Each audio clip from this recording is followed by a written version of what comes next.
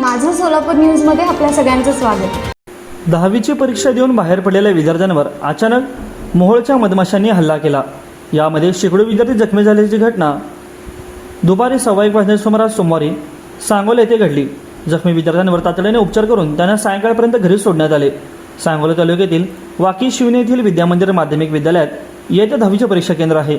या केंद्रावर वाकी, खवासपूर, आचगदा आणि लक्ष्मीनगर तसेच महूद येथील आदर्श इंद्रजितसह विद्यालय विविध शाळांमधील सुमारे 350 विद्यार्थी परीक्षा देत होते.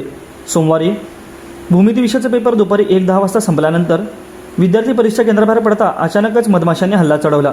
परीक्षा केंद्रासमोरून विजयनगर पुणे राष्ट्रीय महामार्गाच्या दुसऱ्या बाजूला असलेल्या एका झाडावर आग्या मोहोळ होते. अचानक सुटलेल्या वाऱ्यामुळे झाडाची फांदी हल्ल्याने मोहोळ अस्वस्थ झाले आणि मधमाशा मोठ्या संख्येने बाहेर पडल्या. त्याचवेळी विद्यार्थ्यांना घरी घेऊन जाण्यासाठी आलेल्या वाहनांजवळ विद्यार्थी जमा झाले होते. सुरुवातीला मधमाशांनी वाहन चालक असलम मोलाने यांच्यावर हल्ला केला. त्यानंतर परीक्षा केंद्र परिसरात उभे असलेल्या वाहनांमधील विद्यार्थी तसेच महामार्गावरून येणाऱ्या जाणाऱ्या नागरिकांवरही मधमाशांनी हल्ला चढवला. अचानक झालेल्या हल्ल्यामुळे विद्यार्थ्यांमध्ये प्रचंड भीती पसरली. अनेक विद्यार्थी सैरावैरा पळू लागले. काही विद्यार्थ्यांनी पुन्हा वर्ग खोल्यामध्ये जाऊन आश्रय घेतला.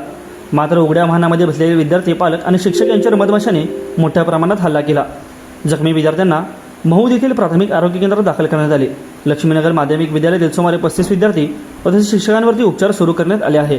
तर आचगदा हायस्कूलच्या सुमारे 20 विद्यार्थ्यांना खासगी रुग्णालयात उपचार घेतले असून उपचारानंतर सर्वांना घरी सोडण्यात आले. माझं सोलापूर न्यूज या यूट्यूब चॅनलला सबस्क्राईब करा आणि बेल आयकॉन प्रेस करायला विसरू नका.